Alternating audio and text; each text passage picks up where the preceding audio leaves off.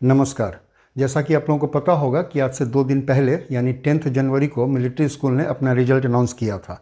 उसकी वेबसाइट पर रिजल्ट देखने के लिए आपको अपना ईमेल आईडी, मोबाइल नंबर और एक पासवर्ड था, उसको फिल करके लॉगिन करना था और लॉगिन करने के बाद आपको अपना रिजल्ट शो हो जाता। लेकिन इसमें दिक्कत क्या आ रही थी कि सारे कैंडिडेट्स लॉगिन नहीं कर पा रहे थे।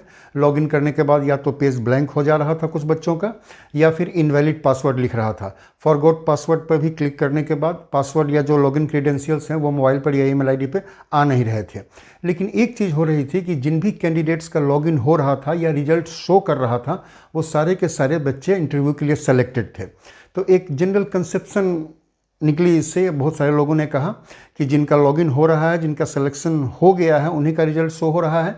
यदि आपका रिजल्ट शो नहीं हो रहा है, या तो इनवैलिड पासवर्ड लिख रहा है या फिर पेज ब्लैंक हो जा रहा है, तो इसका मतलब है कि आपका सिलेक्शन इंटरव्यू के लिए नहीं हुआ। बहुत सारे लोगों ने ये बात कही। एक बार देखने से लग भी रहा था कि शायद ये सच हो सकता है, क्योंकि जिनका भी रिजल्ट शो हो रहा था वो सारे के सारे सेलेक्टेड बच्चे थे और उनका इंटरव्यू का कॉल लेटर भी डाउनलोड हो जा रहा था।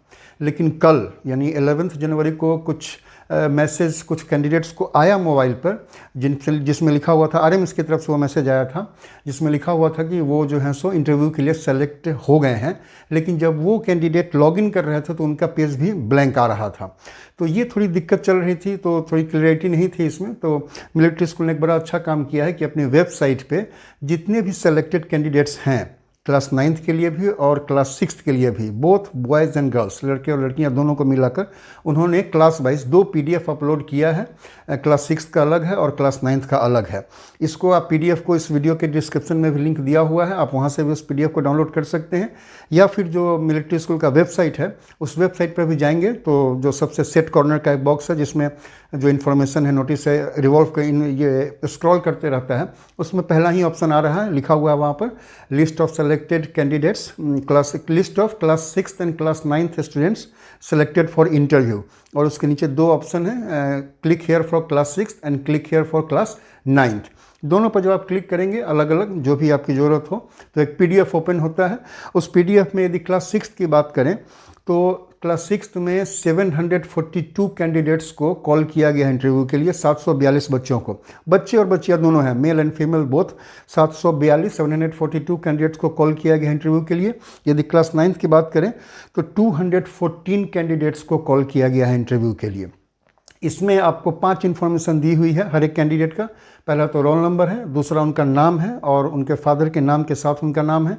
उसके बाद उनका मेल और फीमेल बताया गया है। जो 4th इन्फॉर्मेशन उसमें दी गई है वो है डेट ऑफ इंटरव्यू, कि आपका इंटरव्यू किस डेट को है।